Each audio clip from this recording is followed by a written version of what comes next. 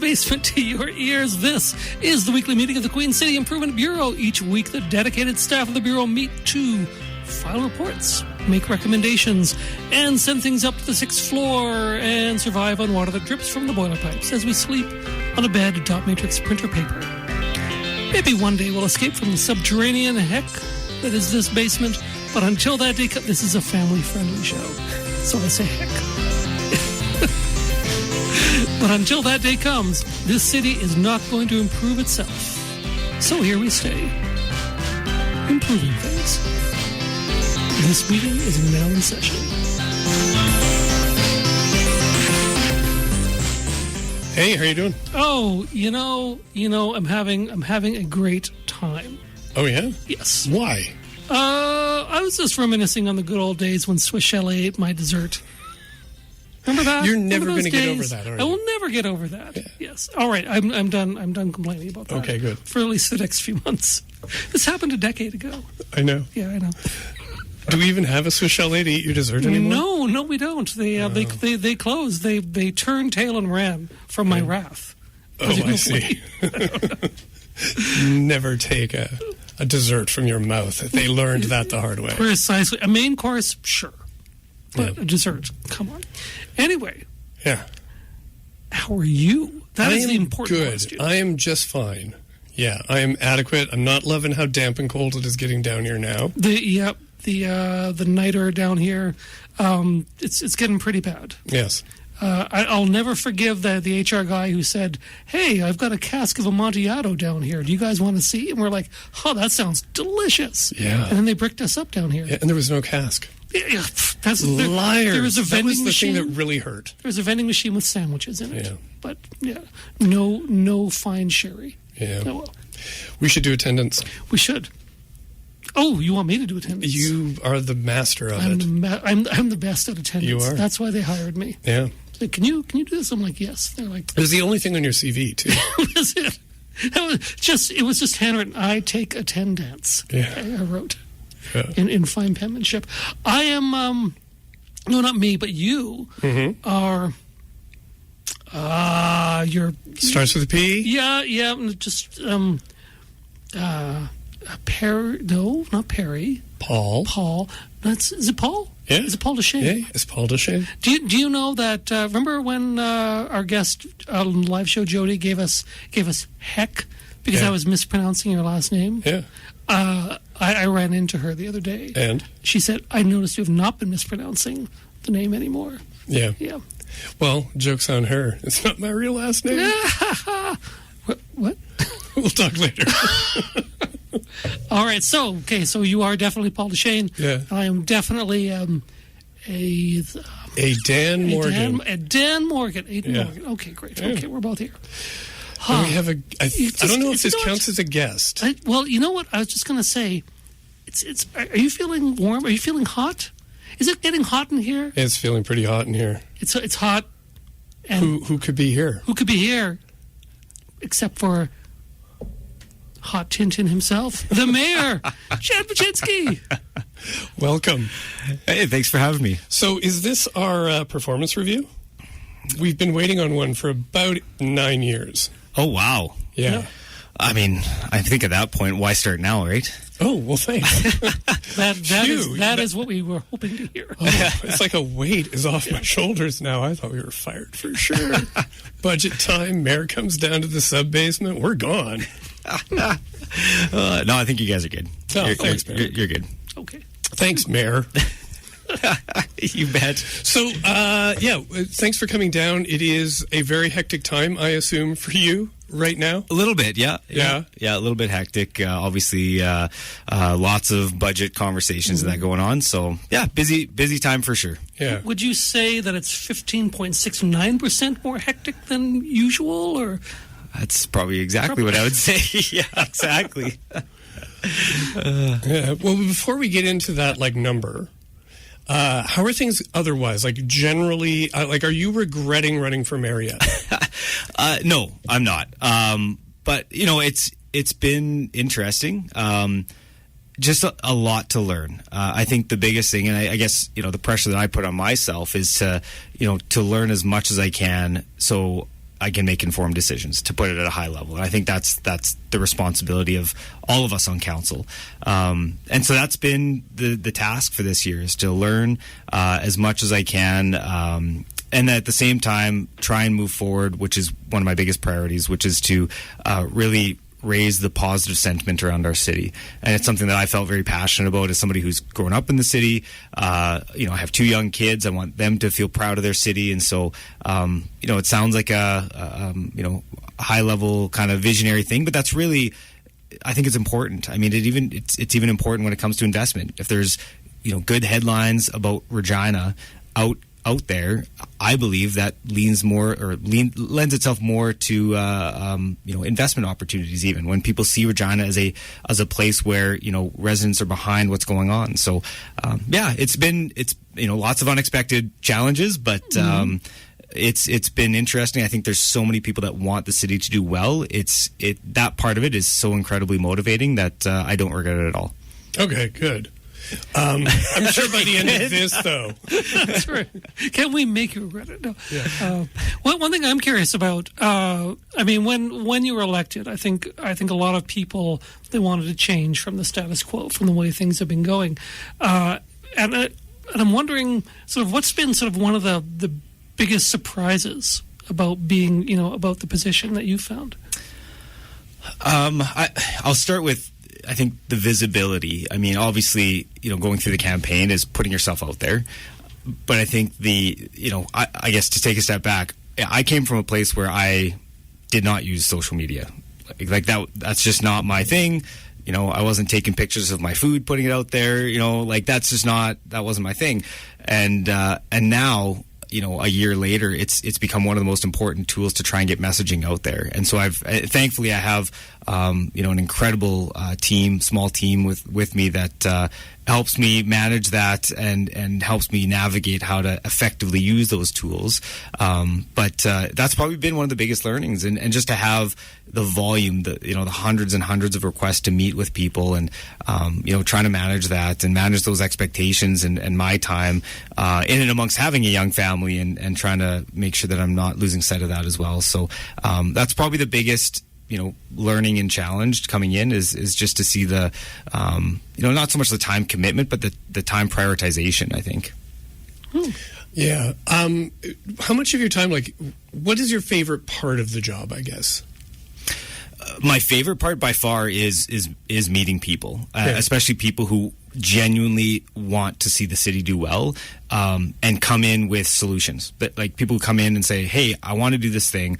I'm going to take care of it. I'm going to, I got a big shout out to the Good Morning Project. That was Josh all the way. Yeah. Met with him, and he said, I have this idea. I want to run with it. I just want to know, would you be in support of, kind of giving your message and your backing and support? And absolutely. This is exactly in line with what I want to see.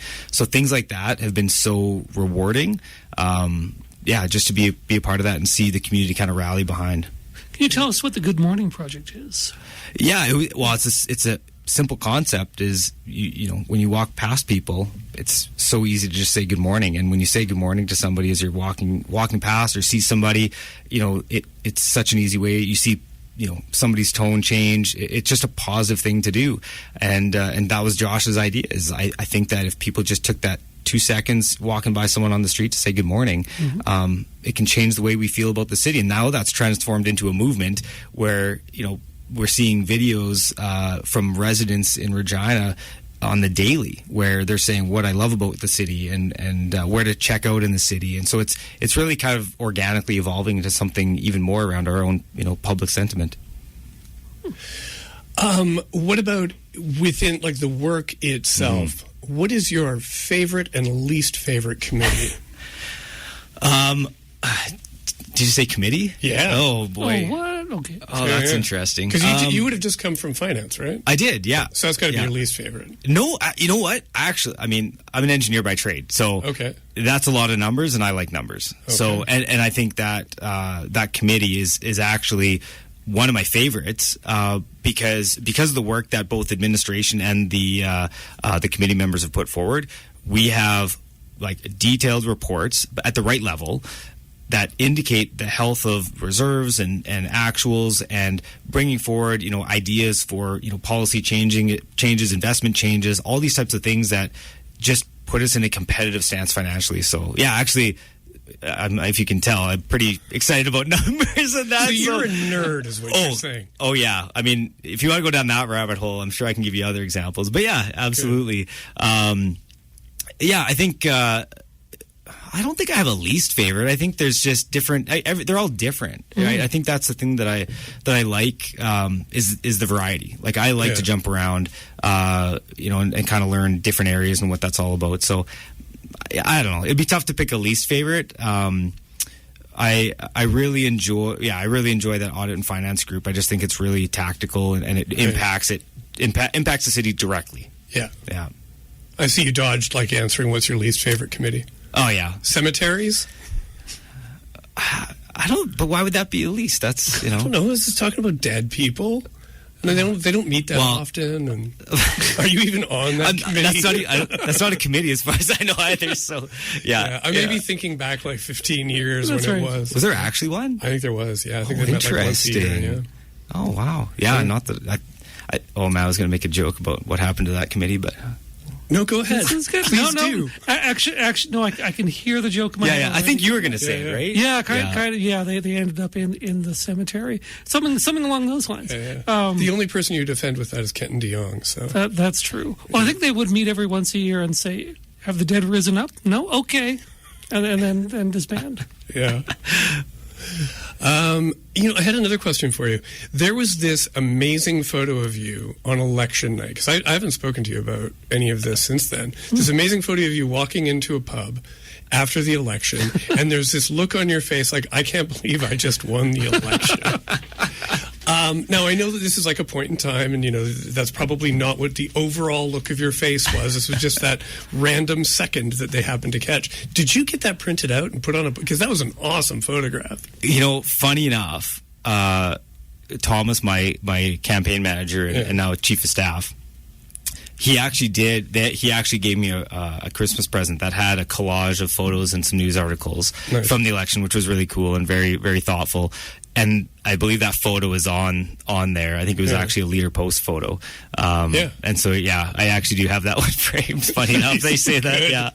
Yeah. And it's not too far off the reaction. I think the assessment of the reaction is, I think it was more of a, like, kind of that what did we just do kind of moment. Like, we just did this, and big come from behind, like, out of the blue win. Yeah, it was wild. Like I said, I was, somebody who wasn't out, put myself out on social media and otherwise. So I pretty unknown in those circles, I guess. So, it was neat. It was pretty cool to see, and very. I mean, I said the word grassroots, but that truly was like starting with $0, and it was just any family and friends that wanted to pitch in for some signs and help, put some signs out and pamphlets and whatever. And it was pretty organic how it kind of built up with a couple of guys who had no idea what they were doing at the time, but figured it out.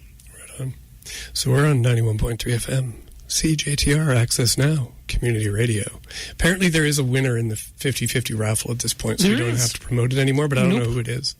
It's a guy from Cudworth, apparently. Oh, really? Yep. And he won over $10,000. Oh, good for him. So there you go. So Queen City Improvement Bureau listener? I hope so. Same. Yep. Congratulations, guy from Cudworth. Congratulations. Yeah. That's right. And thanks for supporting community radio. Yes.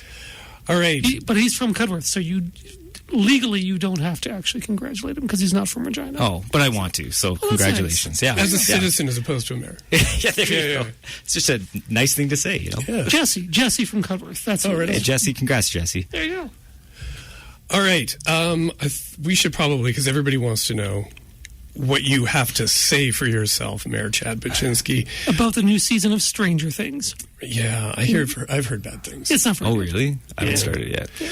So there is a budget out, and right on like page 1 or 2, there's a big scary number, 15.69% mill rate increase. Before we get into the number itself, though, 15.69. Do we get any points for not making all the obvious jokes about the decimal being 0.69? No comment. You guys, when I leave, you guys can talk about the decimal point all you want. Okay, well, I'm going to talk about it a bit. Okay. This is my theory. I'm betting any money, and you can you can say yes or no, or you can just nod if I've guessed it. This is Mark Burton. Mark Burton did this. He was he saw the 15.7% mill rate increase, and he was just shave 0.01% of parking enforcement. Just shave that little bit off. It'll make the boys in the bureau so happy. I cannot confirm nor deny any of that. But now I'm curious myself. So if I hear anything, I'll let you know. Okay. You missed a great opportunity though, because if you had gone 15.67. The young people would have gone crazy. Goodness. Yeah, I've got young kids. I've heard all the things. I still don't get it, but... Neither do I. Yeah. I thought you might, because you're so young. Nope. Being mayor ages you? Maybe that's what it is. Yeah, I don't know. Yeah. Okay, so with the 15.69%, one of the things about this that's unique to this year, in my experience anyways, is this isn't a proposed mill rate increase in the way that it has been in previous years, and I've definitely fallen into the trap just as a short way to express what's going on, that it's a proposed mill rate increase. But there's more going on there. Can you explain what's new about the process this year? Absolutely. So yeah, it's a different process. That's exactly the point. So the previous process, so the first budget that we went through, that process had administration doing a lot of work ahead of time and making determinations about the budget, what number would come forward ultimately. Mm-hmm. And that can include, operate using reserves to try and offset some of that. It could be other cuts or discretionary cuts or cuts to other improvements or enhancements. So that was all happening in the background, and the number we saw had a bunch of work that administration had done already to bring that number down, to try and find a number that they thought would be something that council would be a decent starting point. Council decided after that point, and this was all public, we all decided as a council that we wanted to do it different. So we approved a different process, and that process included a number of special council meetings where we would see the cost of doing business, what is the current cost to deliver the services that we deliver today, and then provide a list of essentially potential reduction options. So, I had asked for a couple of options in terms of what, and the way that I looked at it is what would a 6, a 7.5, and a 9% look like after we saw that, and a 3%. I didn't ask. Well, I guess you did. I approved. I didn't ask for it, but I went. You didn't ask for the 3%? No. Really? Councillor Bizzo asked for the 3 point. It was a CPI. Oh, yeah. Yeah, okay. and then there was the -5. So if you want on the record, I asked to split out the vote for the -5 because I didn't want to go and do that work myself personally. But we had the referral for the other ones, but they all ended up passing to look at the whole breadth of options. Cool. So it's a new process, right? It's a the idea was to to be more transparent, to make sure that if council members didn't want administration to kind of make those initial adjustments or decisions, it would be up to council to make those adjustments or decisions. And so that's what we're seeing. So the appendix, for example, of potential reductions in that isn't a proposed recommended cuts. That is a list for council to consider if 15.69 is not a tenable number for the majority of council. That is the starting point of a forecast to just status quo today what we're doing. Right. And so what happens now is that over those 5 days from the 15th to the 19th, you guys have to hash out what you're going to do. That list, so it's Appendix M13. Yep. That's gotten a lot of attention. And because that is what we get. It's like a $68 million cut that if all of those passed, that would get us to our -5% mill rate increase. What can you tell people about that list? Because it went off like a sort of rhetorical budget grenade in the discourse, right? What can you tell people about that?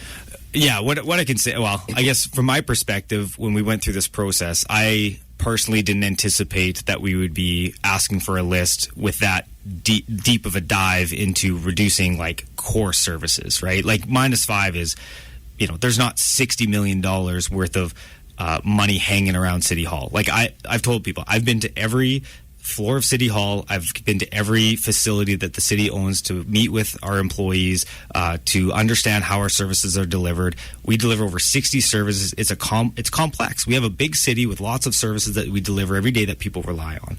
And so the idea that would be tenable, what we saw was shocking, but it shouldn't be shocking when you put it in the context of when you ask for like a $60 million cut or more. That's what we're talking about. So if, for example, if we would have stuck to, somewhere where we were looking at, like I said, numbers in the range of, 9% or 6% or somewhere in there, you wouldn't have seen a lot of those. Like, you wouldn't have seen us closing fire halls. You wouldn't have seen the floral conservatory on the list. You wouldn't have seen those drastic of a cuts, because when you go, like, I've already been through the list a couple times now, and there's recommendations in there that administration would have recommended, given the old process, that would have been a slam dunk. Like, there's items in there that said, yeah, you know what? Hey, we can reduce, some of this contract work by $100,000. We can, there's publicly, that's all in there. And those are slam dunk, no impact or low impact options that, given the old process, administration would have just automatically put those in. So that's what we're working with, is that it's a result of this new process, and I would say this is a learning of that process of what that could look like, and it's probably an adjustment going forward to try and, because again, the last thing that I want, again, given that I started with, I want to improve, positivity in the community in that, and then, like you said, we drop a grenade saying, oh, by the way, some of the things that make a community and make our city a vibrant city, oh yeah, by the way, we're going to consider closing them. Like, that is the opposite of what I want to do. So that is not my intent for sure. And so I look at that as a lesson learned going forward, to balance out transparency with the feeling of the public and not creating that feeling going forward. Right. Because you do get, like, how when you look at a list like this, because you're the top end of your reductions, excuse me, the 9%, that's still a $22 million cut to revenue. And that's over what's needed. And that's a lot. So people would be looking at this. They would be seeing, all the FTEs that are in there and being marked. And that's like their job, right? Yep. So that's got to be... Do you have a sense of how this is going over with staff, and if you've been able to reassure them? I think there's some angst there. I think that I've made my statement that I don't believe that some of these things are tenable. I think that there's a better balance somewhere in there. So I hope, I'll say it right now, like, that's not my intention, is to start cutting staff and that. Like, that's not, again, I think we're going backwards. Like, we're in a position where, inflation has caught up to us. Keeping taxes artificially low has caught up to us. Using our reserves to try and fund operational deficits has caught up with us. Like, this is a culmination of years. And I say this too, if you took 1% of that over the last 10 years of keeping taxes artificially low, we're at a 5% starting point, not at 15. Right. I think there needs to be context about the broader how we got here, and it's not to place blame. Like, there's decisions that were made for reasons at the time that I don't know all the reasons. So it is what it is. But I think we have to accept where we are today, and just, again, I'm looking for a balance to say, is there something reasonably that we don't need to do this year that doesn't have an impact to, catching up on our infrastructure deficit, moving key initiatives forward that will, help with the growth of our city.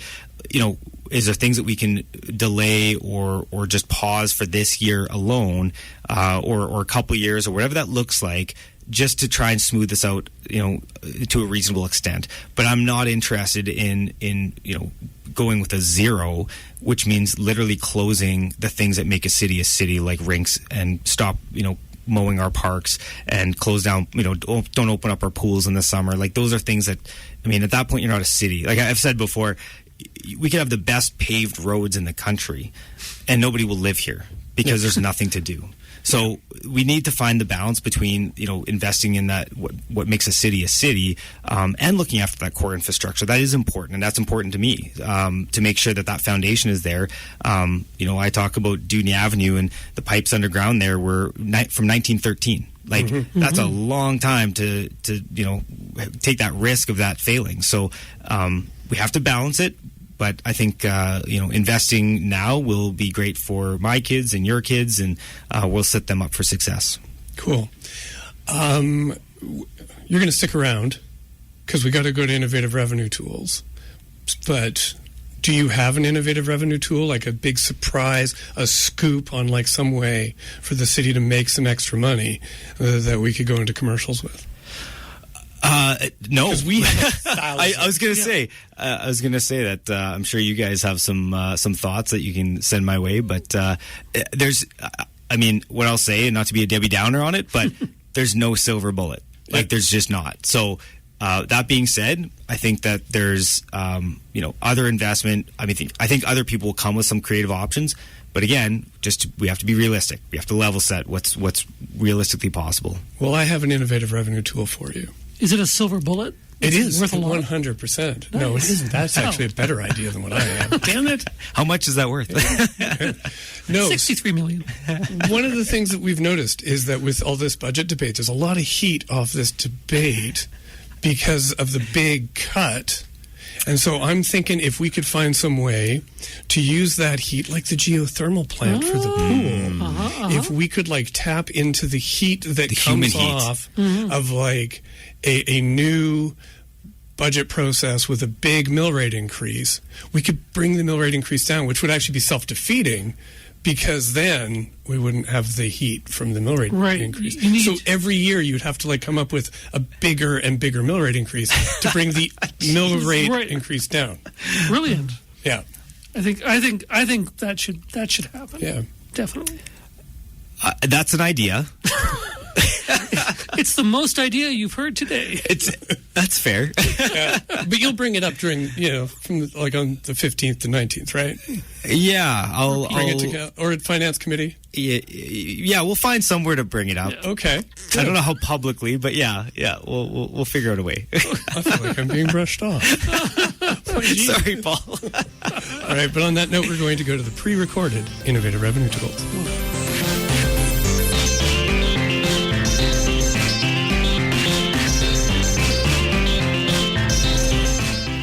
And we're back from Innovative Revenue Tools. We're the Queen City Improvement Bureau. Paul and Aidan here with Mayor Chad Bachynski. So, the budget. I have some more questions about it. Of course. Because, so we've got this 15.69% mill rate increase that's been, put out there as a starting point. But that's not the end of it. We've also got, there's like the enhancements, which is another 3.25%. But then there's also the issue that the staff has raised about the reserves, and there's like another 2 point something to get a replenishment program going for the reserves. What can you tell us about those enhancements and like the potential for another like 5 point something added onto the 15%? I think that is what our acting city manager highlighted. Is it's tough to reconcile some of these enhancements at the moment when we're trying to figure out how to pay for status quo right now. Right. So, for me, I think this is a time when we need to be thoughtful about how many, if any, enhancements we would look at. For right now, to me, it's not a never. It's that we need to be thoughtful about the timing. And again, that'll be for myself and my colleagues to discuss, to see if there's, the plus minuses of whether, we need to do something today or if some of these can wait. We actually just had at Audit and Finance tonight, we discussed some of the options in terms of the reserves, getting the reserves back into a healthy place, which is a great discussion. And, the total is there in terms of what, the recommendation if we were to do it all at once, but we just had the public discussion about, understanding the challenge that we face at budget. And so I was asking some of the questions around, from admin's expertise, what would be kind of the most risky thing if we were to try and get that reserve to a place? What would that reserve be to get us kind of out of that risky situation in there? And that was more like the first one, right out of the gate, asset revitalization. We need to look after our assets. Right. That's in a tricky spot. If we were to pick one out of the gate, that's the one. And then so we kind of just had the discussion to kind of understand. So when we go into budget and we see where the plus minuses land, then there may be something that myself or others might say, hey, you know what? where we got to, it may be worthwhile to at least put these 1, 2, 3 reserve items on there to get those to a healthier spot and start now rather than wait a year. It's all about risk at the end of the day for me, and it's trying to balance the risk of, you know, our winter maintenance reserve. If we, you know, knock on wood, continue with this lack of snow right now, that puts us in a better spot. I mean, that's the reality, right? There's a cost to that, and if we don't spend it, that's great. But do we really want to count on there not being snow until, you know, January 1st of every, you know, fiscal year kind of thing? I think that's a dangerous game to play. So I think there's lots in there, and I think that's where council is going to have to be disciplined in terms of how much we put forward for enhancements when we're really trying to find a way to, you know, get to a reasonable number overall for residents. Right. How's the general fund? It's low. Yeah. If I remember correctly, I think we're about half of what I think the minimum is around 30 million. I think we're about 15 right now. So, you know, again, it's not, if we don't need it, we don't need it. But again, all it takes is one event, and you know, that's unexpected, that we have to fix something that's unexpected. Then we're in not a great spot. So it's a risk game, is what we're talking about. Right, and that points to the capital plan. So there was one report in the budget that I thought was interesting, and it was the one that was looking at, it was comparing, it was I can't remember the name of the consultant who did it, MNP, and it was about comparing staffing levels to GDP and population over 10 years, and also like the capital spend versus GDP. And the report showed that like staffing levels have actually been going down since 2016 compared to population. But since 2022, our capital spending has just totally accelerated. Can you talk about what those sort of like big priority capital items that are on the capital plan that are sort of spiking that capital spend right now for the city? A lot of it's around the water network expansion, the wastewater infrastructure. You know, we got the aquatic center on there, and then so those are like the big ones, right? And then we've got some other trunk lines for wastewater, other lift stations that have to go in. That's something that I've learned a lot about, and I got to tour a lot of those facilities. Like our flatness is a challenge. Moving, because wastewater is all gravity fed, so you pump it up and then you let it flow down, and you pump it up and let it flow down. And that's what you want to have happen. Yes, you want everything to flow down, away from you. So there's a lot of, you know, that's a lot of infrastructure that needs to be implemented, and I think we're seeing that spike, because I mean, that's been one of my big priorities, is I want to make sure we're investing in catching up. You know, we don't want a situation where we have to be reactive to pipes failing and that kind of thing, because that's more expensive. So that's what we're seeing. We're seeing that concerted investment into those major projects, which are critical to setting ourselves up for growth as well as reliability. Yeah. And that water network expansion, like, I think it's one of those things that floats under everybody's radar because it's really boring. And well, you think it's boring. I think it's exciting. I was actually like, I was speaking for Aiden. Yeah, he thinks it's a snooze fest. You and I think it's exciting. Big yawn. Water falls from the sky. What are we talking about here? Yeah. See, that's water network expansion, Aiden. We got to talk about it. And he's like, no. I've got some goofs. That's right. I got japes over here. I have no time for your water. Yeah, but I think people, because it's huge and underground. Yeah, you don't see it. That's exactly. People don't realize what a massive project this is and how much spending it's eating up. Yeah. And how important it is. Absolutely. What I look at is, if you remember when Calgary had that failure of their water line. Oh, yes. Like, that is, you know, that's an example to point to, is we don't want that, right? We want to have the proper infrastructure to have that redundancy and reliability of our water network, and that's why those investments are really, really important. Yeah. And one of those things that people do see is the broken water mains, especially during winter, and how those can like snarl up a neighborhood, and you lose your sidewalk over it. And these things are happening multiple times a year. We have some of the highest rates of water main breaks in the country, and that's because we have an aging water system that needs to be fixed. And so, these investments are needed. Absolutely. You know, and if we want to store wastewater, I'm just saying, Mosaic Stadium is actually empty for part of the year. So true. And it's huge. You could just store tons of water. Well, you could just store it in like the upper seats. You could. But it's and then it gravity would flow fed. down. It would flow down. No, Yeah, okay, I'm liking this. Yeah, it'd be like Okay. a waterfall. Nice. Oh, and people could come and frolic. Yeah. In the wastewater water. I'm seeing a problem with this, a public health problem. Yeah, I don't go to the stadium though, so we don't get out much. We should actually. What do we care? I don't know. We should actually interview our guests though. Yeah. So you just mentioned that you've got to see all of this stuff. I would imagine being mayor is awesome for seeing backstage at the city. What are some of the cool things that you've gotten to see that most people don't? So honestly, going to the landfill, backstage pass there, unbelievable. Really? And this, I'll nerd out here because it was so cool.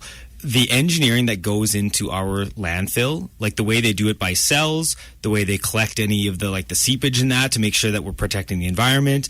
We're generating I'm going to get this wrong, but we're generating a significant amount of power from the off-gassing of our landfill. We have an actual power generation there that a lot of people don't know about. And to see that and be it was like a V24 engine or something in there that really? It's so cool.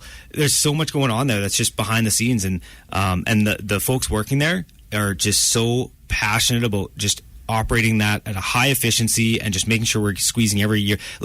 Our landfill would be near end of life if it wasn't for the work by the folks working there. Right. And extending the life by finding ways to compact and do. There's this thing about the edging that we do on the side of the landfill to extend the life.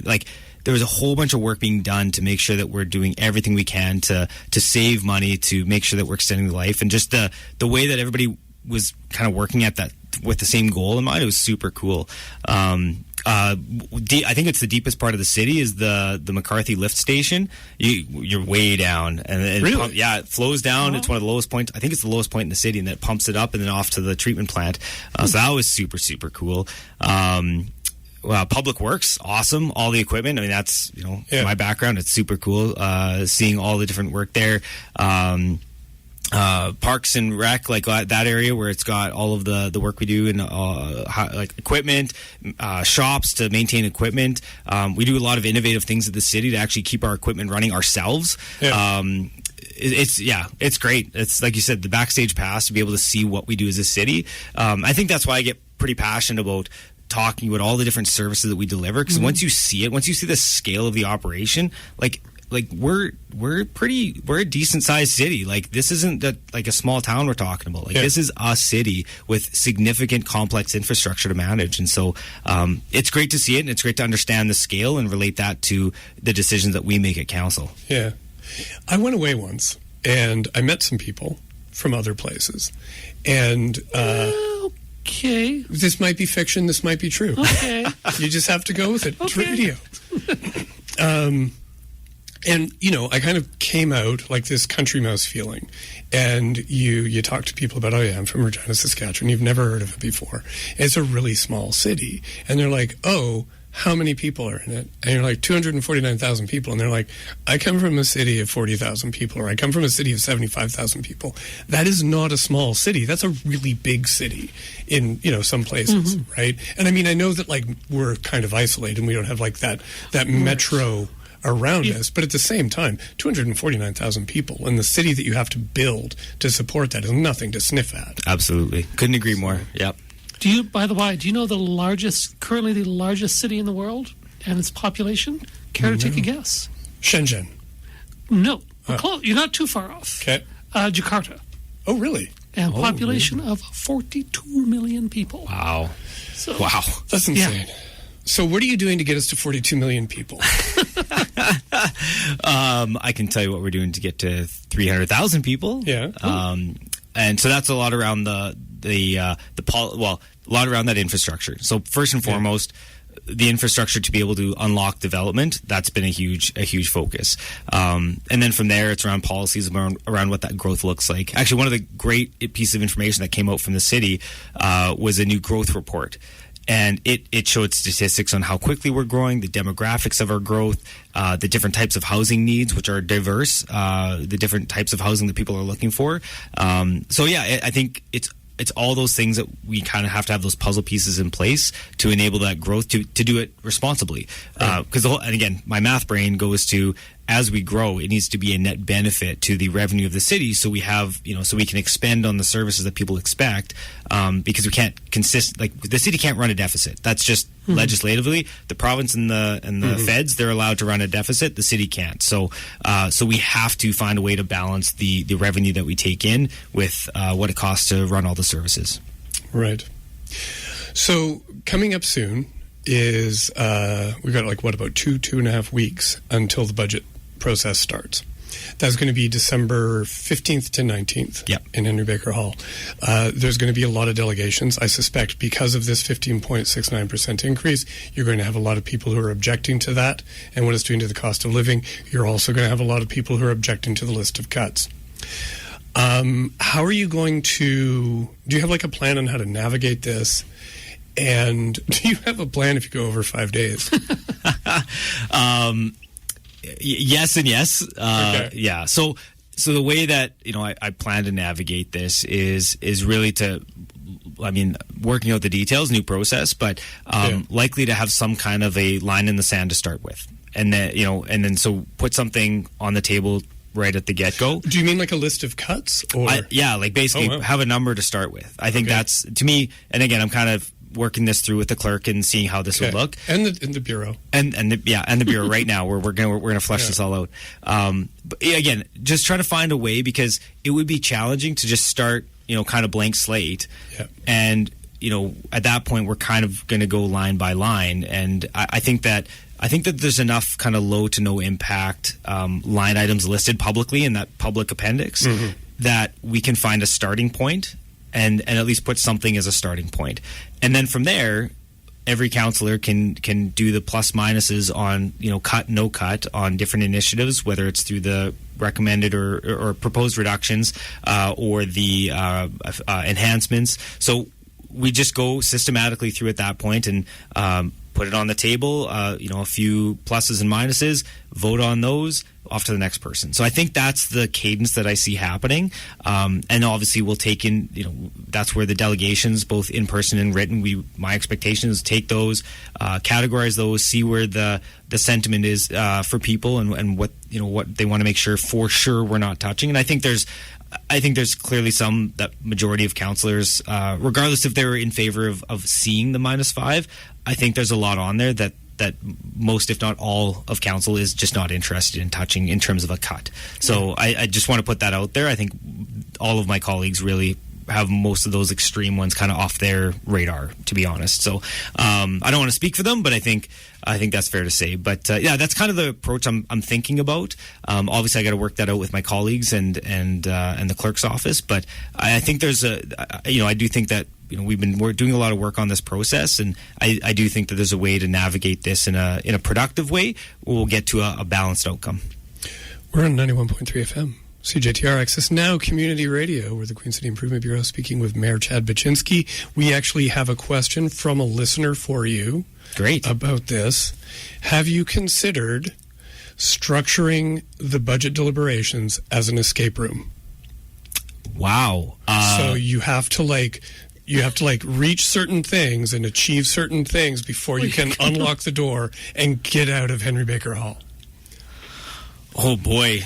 See your family again. And we won't tell you who asked the question, but it was a former councillor. Oh, good. So they have some expertise here. Yeah. Well, you know what? I'm pretty good at escape rooms, so I wouldn't be totally opposed to something like that. Yeah.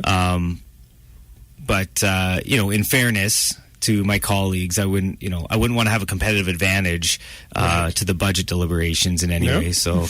I just want to be fair, right? I want it to be fair for everybody. Yeah. So, everybody gets a vote, but you're really good at solving puzzles. But you're what if we took the old-timey grandfather clock and moved the hands to 12? Yeah. 5% comes off the mill rate. The door ticks open. Yeah. I don't know if it's that simple, but it's. I like the create. So how do you know? Well, fair enough. We'd have to find a grandfather clock first of all. Right. I don't know. Last time I seen one of those sitting around. But, yeah. You might have to raise the mill rate by 0.1% to get one. These trade-offs. That's right. That's what Mark Burton was. He's like, let's get rid of that grandfather clock to get down to that 69%. Yeah. You guys. Had to bring it back there, eh? Yeah, always. So sorry. Yeah. So, but you would be putting that baseline after all the delegations go. Yeah. That would be after. Yeah. That's when we actually move something onto the floor. So, right. And again, that's something that's kind of an idea that we're looking at, or I'm looking at. Again, something I'll have to flesh out with my colleagues in the clerk's office and that. But just trying to find an effective way to kind of start the conversation and a way to navigate through, because everybody's going to have their feelings on every line item in there. So, the other thing is the clerk's office has done a good job in helping us, give us some tools to kind of navigate that. They've given us a tool, like a spreadsheet tool with all the appendix, essentially, right. Just to be able to kind of highlight the ones, in the same format with each other. So when we're comparing at budget time, it's a little easier to kind of see that we're comparing the same, line item. So somebody doesn't have it written a different way or whatever. So, I think again, everybody's putting a lot of thought into trying to navigate this, because it is a new process, and so it's not going to be perfect. There's going to be some things to kind of learn from it and fix up as we go. But I do think that it's an exercise in really demonstrating to everybody what is the cost of running our city.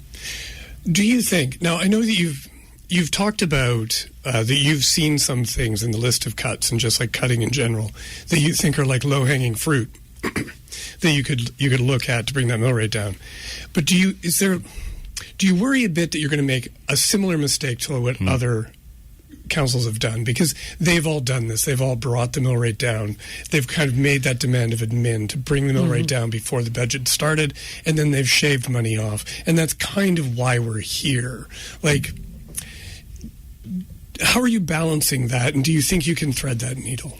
That's a great question. I do. And the reason I think so is because, like I said, my expectation is that, one, we're starting with the number before admin does the cuts that they typically would do. Yeah. Right. They would already have made a lot of those, decisions, and then brought forward and say, hey, I think we can start here. Yeah. So we're already starting at a point where everything is on the table, and so we're not arbitrarily putting things below the line before it comes to council and the public. So I already think we're at a better starting point. And then on top of that, we have administration there to answer in public any question. My expectation is, if I'm going to put something on the list to say, I think that we could reduce this and not eliminate a service or cause a detrimental outcome to the city in some way, we can ask admin that question. We can say right there and say, hey, you guys listed this as a none or a low or whatever impact. Tell me more about that. If we were to take this off, can you just help me, give me some confidence that is the case? And so, again, it's not perfect, but I think that we've lent ourselves to a place where we're not arbitrarily or artificially bringing in a low rate. And that's the same conversation around the reserves. Yeah. Right? Like, that's not happening behind the scenes. The reserves are what they are. We've actually got enhancements. We're not taking from the reserves. We've actually got enhancements to put money into reserves. So I think that's new. That's a new thing that we haven't done. So it's a lot of big numbers, but it's because we're doing it all out in the open and making sure that we have that public discussion around what that true impact is. So I do feel like we can do it. It's a new process. We'll navigate it carefully. We're not going to get it perfect, but we're going to try our best to use the new process as best we can. Any regrets on this? Like, any point you're going, man, would have been so much easier to just let Darren Anderson play the bad guy. But no, I'm going to do it on TV for the whole city to see. What you said is, if Darren's listening, I do not want him to just, have to be the bad guy, because I just personally don't think that's fair. I don't think it's fair. I think we're elected to make those tough decisions. We're elected to listen to our residents and make the tough decisions when it comes to funding something or not funding something, and thinking about the future of our city and making the tough decisions to increase or decrease with the information we have that others may not have taken the time to see fully. So it's tricky, but I stand behind it. I think we need to do this at least for this year to put it all out there so everybody sees where we're at and can see what we're trying to do in terms of kind of righting the ship for our investment, for our reserves, for our capital projects, and for the services that we deliver. So yeah, I mean, would it be easier to let admin come forward and be like, oh, how dare you bring this big number forward? But I don't think that's fair, and I don't think that's the right thing to do. And so I think this is just a better approach, even if it's hard. So, typically doing the right thing is hard, and I think this is the right thing. Yeah, nobody's going to be happy though, right? Reddit is going to be so annoyed no matter what you guys do. When is Reddit happy? Reddit can be happy. Not about /r/happy Reddit. Right. Yes. Always happy. This is not that. This is city politics. This is pure anger and spite.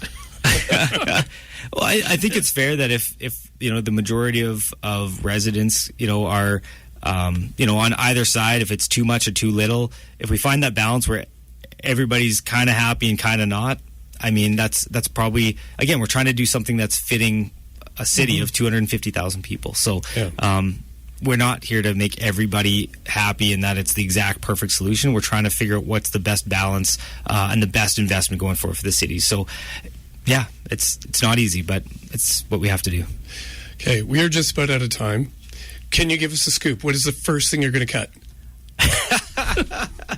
Definitely not community radio. That's staying. Oh, good. Yeah. Oh, good. Yeah. Thanks. Yeah. I don't know if we get any. I don't even know if I have any say in that. I just thought, Thank you. Yeah. And not the Bureau.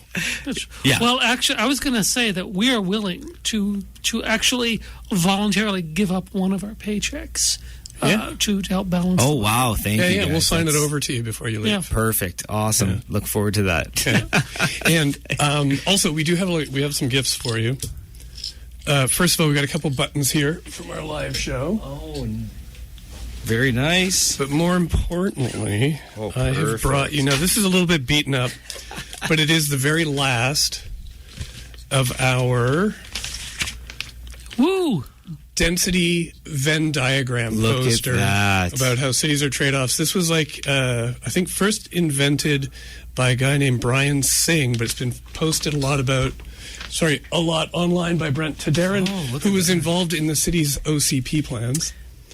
And so it just looks at how dense cities are more efficient, and if you bring in that growth in the inner city, it is a good thing. I couldn't agree more. Using existing infrastructure is key to our financial sustainability in the city. So this is great. Love this Venn diagram. I mean, I'm an engineer. I love Venn diagrams. So of course. So I appreciate this. This is great.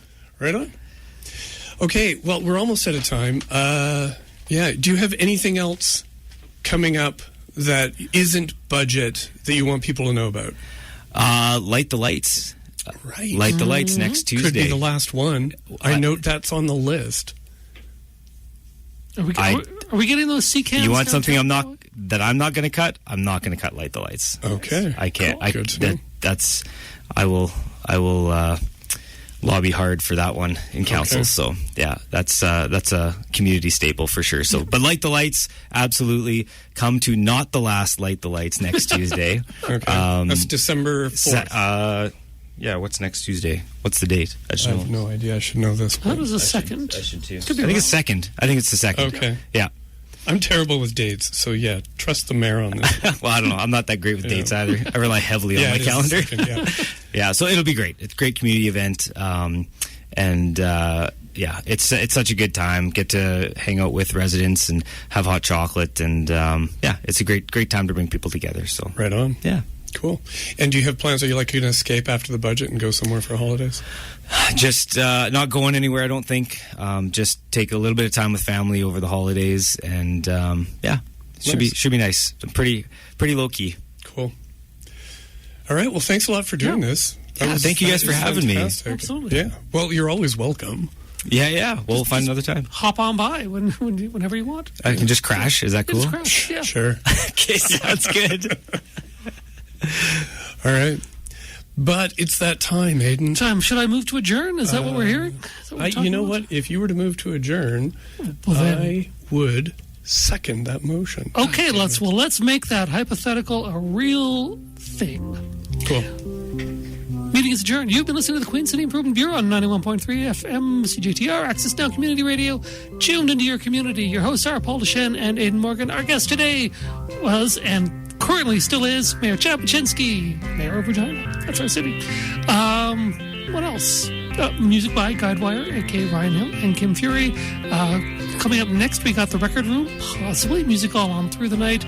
We are broadcast live 7 to 8 p.m. on Thursdays, rebroadcast on Monday afternoons 3 to 4 p.m. Or is it 2 to 3 p.m.? 3 to 4. 3 to 4 p.m. Okay, I was right the first time. Also, you can find us on our website, queencityab.com, and find us on Blue Sky. You can follow Paul or me, and we're there all the time. That's it. Keep on improving, Regina.